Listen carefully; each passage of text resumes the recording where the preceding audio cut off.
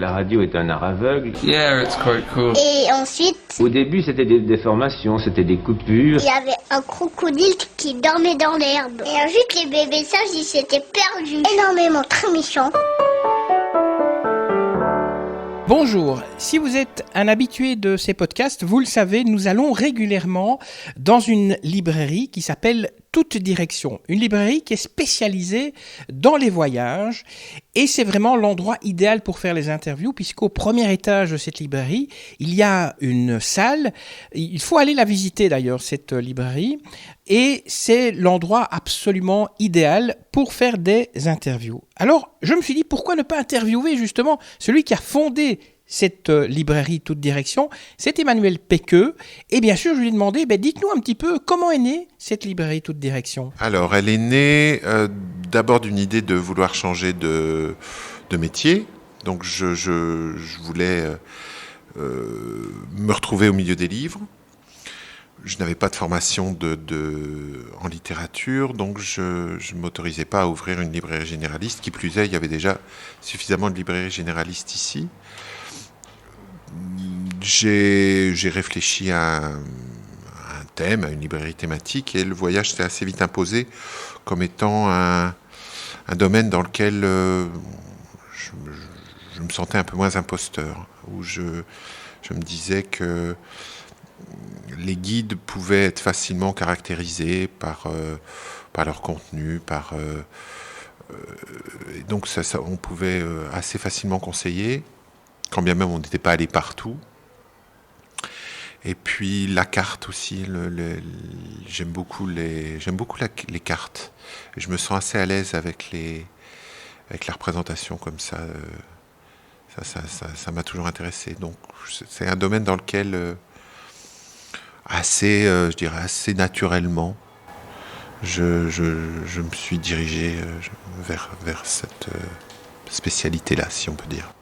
Et votre spécialité d'avant, c'était quoi ? J'étais avocat, voilà. Donc c'était un peu différent, même si c'est un peu livresque aussi. Pourquoi avoir choisi Liège pour installer la librairie ? Parce que j'y vis, parce que je connais, parce que c'est suffisamment grand pour pouvoir accueillir une librairie de ce type, parce qu'il y en a d'autres en Belgique dans des villes de taille comparable comme Gand. Et donc je me disais que ça... Et d'abord, il y en a déjà eu à Liège. Il y en avait une rue de la Casquette jusqu'il y a quelques années. Et il me semblait que c'était... en Wallonie, que ça m'apparaissait être l'endroit pour le faire. Voilà, et comme j'habite ici, ça s'est imposé gentiment, assez facilement. Vous avez eu facile à trouver l'endroit pour installer votre librairie ? Alors, j'avais d'abord repéré un endroit. J'avais acheté cet immeuble qui était une ruine à l'époque, 10 ans avant d'ouvrir la librairie. Et sans savoir trop ce que j'allais en faire. Je savais que je voulais me reconvertir, je savais que ça allait être une activité commerciale au centre, je ne savais pas encore exactement ce que c'était, mais j'avais commencé par acquérir cette ruine. Voilà. Ça demandait beaucoup de travaux, puisque c'était une ruine ? Oui, ça demandait des travaux colossaux. Colossaux, c'est pas galvaudé. Et l'aménagement, en fait, c'est qui a conçu l'aménagement ? J'ai fait appel à un architecte qui a imaginé, j'avais déjà une idée, mais avec son aide, on a pu imaginer la librairie et les appartements du dessus. Le thème du voyage, est-ce que c'est parce que justement vous avez beaucoup voyagé que vous avez eu envie de faire une librairie sur tout ce qui touche au voyage ? Alors j'ai voyagé, de là à dire que j'ai beaucoup voyagé, je crois que c'est un état d'esprit. Dès que j'ai quelques jours devant moi, quelque argent devant moi, je pars et je me perds. J'aime bien explorer. Je trouve pas mon bonheur dans la répétition. Je trouve mon bonheur plus dans la nouveauté. Donc je suis jamais aussi heureux que d'aller dans un endroit où je ne suis jamais allé. Et voilà, je dirais que c'est plus un état d'esprit et c'est chimérique de vouloir avoir la prétention d'avoir tout vu. Donc non, et je le dis sans sans complexe lorsqu'on me demande où je suis allé, où je suis pas allé. Voilà, il y a des tas de gens qui viennent ici qui ont voyagé bien plus que moi, mais ça pose pas de problème. Je crois que c'est un état d'esprit. Parlez-nous un petit peu des livres qu'on trouve chez vous. C'est pas seulement des guides pour les touristes. Non, c'est pas seulement des guides pour les touristes, donc ça va un petit peu plus loin. Il y a des guides de conversation, il y a des récits de voyage, il y a de beaux livres sur les destinations, il y a un rayon enfant lié à la géographie, il y a des livres de cuisine du monde, toujours en lien avec un pays, il y a des livres sur la Belgique, et puis des cartes, des topoguides,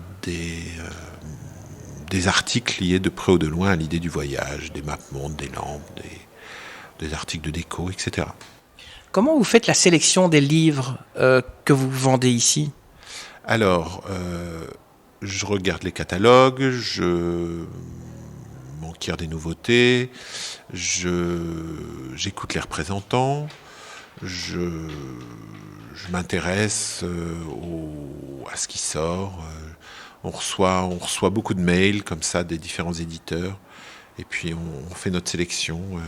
Au fur et à mesure, ça devient de plus en plus facile. C'est la difficulté du début, ça, de savoir acheter, de savoir, parce qu'on doit préfinancer son stock. Donc c'est difficile un petit peu de savoir ce qui va marcher et ce qui va moins marcher.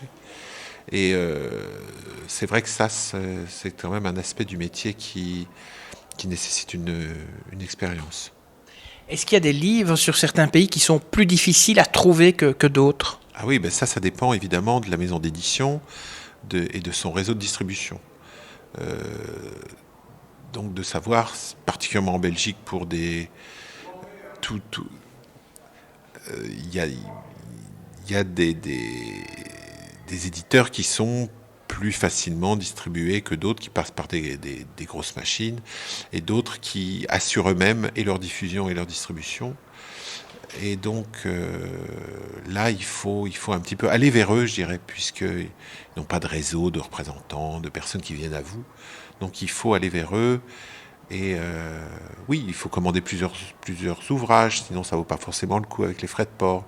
Bref, tout ça, ça nécessite un peu de travail en plus. Le public qui vient chez vous, c'est un public de personnes qui ont envie de voyager ou bien des personnes qui ont seulement envie de rêver ? L'un comme l'autre, je dirais. Autant, les personnes qui rêvent, au bout d'un moment, concrétisent. Puis le fait d'acheter un bouquin sur un pays, quand bien même on n'y va pas, ça pose pas de problème. Il y a beaucoup de personnes qui fonctionnent un peu comme ça, qui se renseignent comme ça sur les pays, qui lisent sur les pays, sans forcément transformer l'essai et y aller. Il y a pas mal de personnes, et je les comprends, je suis un peu comme ça aussi, qui voyagent par procuration, de manière plus livresque, de manière plus onirique, comme ça, sur les pays. Puis il y en a d'autres pour qui ça doit être du concret, mais ça, c'est ni plus ni moins que la traduction de différents types d'état d'esprit qu'on trouve chez chacun. Et vous avez parfois des clients qui viennent, qui vous disent je ne sais pas où je veux aller, aidez-moi à trouver ma destination ?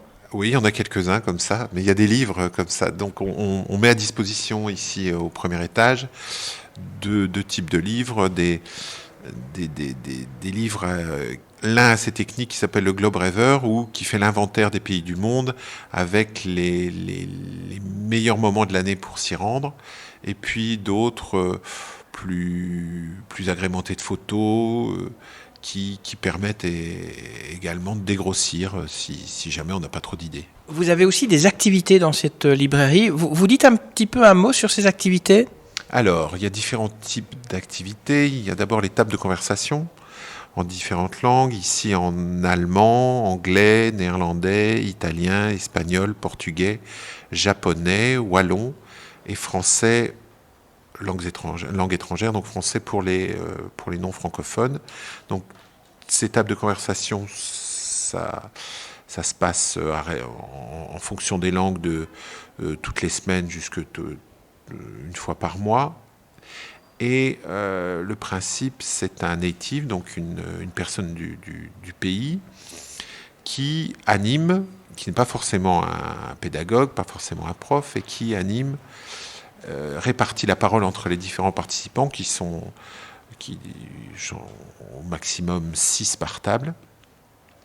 Et l'idée est de pratiquer. Donc ça suppose une base au départ, et c'est destiné aux personnes qui soit ont vécu dans le pays, soit ont suivi des cours de langue et qui souhaitent continuer à pratiquer la langue, ou soit des amoureux comme ça des langues étrangères qui ont déjà un petit bagage et qui veulent l'entretenir ou avoir le plaisir de pratiquer la langue. Il y a aussi des conférences, il y a des rencontres de voyageurs chaque mois où on se donne des tuyaux sur tel ou tel thème entre voyageurs. Il y a des conférences sur différents thèmes, sur différents pays. Il y a des échanges d'expériences, des expositions d'artistes. Actuellement, on a une exposition sur des photos de costumes de minorités chinoises, avant d'accueillir une autre expo plus liégeoise sur la fin du HF6, du Haut Fourneau 6, avec une personne qui a photographié les différentes étapes de la chute. Et voilà, différentes animations. Et on peut s'inscrire, on laisse son mail et on reçoit la newsletter mensuelle. Alors, est-ce que pour vous, Internet, c'est une concurrence ou un outil complémentaire ? J'ai renoncé. Il faut pas systématiquement opposer les choses les unes aux autres. Je pense que quand il y a eu la télé, on s'est beaucoup inquiété pour la radio, et la radio est toujours là. C'est pas parce qu'il y a Internet que je pense que le livre souffre un peu, certainement. Enfin, la librairie souffre un peu. C'est pas, il faut être créatif, faut être inventif. C'est pas simple, et à la fois on n'a jamais autant publié. C'est vrai que la manière de se procurer un livre évolue certainement. Maintenant, il y a toujours toute une frange qui veut le contact, qui veut le conseil avant d'acquérir. L'un dans l'autre, il y a encore de la place pour la librairie, mais il est vrai qu'il faut être... j'aurais pas pu me permettre ce genre de carrière dans la première partie de ma vie professionnelle. Il faut être lucide aussi. Les livres que vous vendez, c'est uniquement des livres papier, ou bien vous vendez aussi des livres électroniques ? Non, je vends que des livres papier, pour l'instant. Ça veut dire que vous avez peut-être un projet un jour de vendre des livres électroniques ? Faudrait que je m'y penche. Je dis pas non, mais il faudrait que je m'y penche. Parce que c'est vrai que vous êtes installé à Liège, donc beaucoup de livres ne se vendent qu'à Liège, mais vous vendez aussi par correspondance. Donc quelqu'un qui habite en dehors des frontières pourrait commander des livres chez vous. Oui, disons que c'est pas trop aménagé comme cela dans cet esprit-là pour l'instant. J'ai des demandes, mais généralement en Belgique. J'ai également des demandes en France pour des livres un peu liégeois, mais oui, c'est un pan qui pourrait peut-être être un petit peu développé. Une dernière question, quel conseil pourriez-vous donner à quelqu'un qui rentre dans votre librairie pour faire le meilleur choix pour un livre sur les voyages ? Mais tout dépend le type de voyage que la personne veut faire. Si elle est déjà allée dans l'endroit, si elle n'y est pas allée, si elle a déjà un logement ou si elle n'en a pas, si elle a des amis sur place ou si elle n'en a pas, si elle est plus intéressée par les aspects artistiques, patrimoniaux, ou bien sur les aspects, sur les restos, sur les... Voilà. C'est au gré de chacun. J'essaye d'avoir une gamme de guides assez éclectique, et pour pouvoir toucher un maximum de personnes. Maintenant, c'est à l'image de l'époque. Voilà, c'est très, très individuel, le concept du voyage. Et vraiment la dernière question, quel est le pays que vous rêveriez d'aller visiter ? L'Inde, voilà. Je suppose que vous avez des livres sur l'Inde ? Oui, j'en ai, mais je les regarde pas trop. Je les regarde pas trop parce que déjà j'ai une idée, mais j'ai pas trop envie d'en savoir.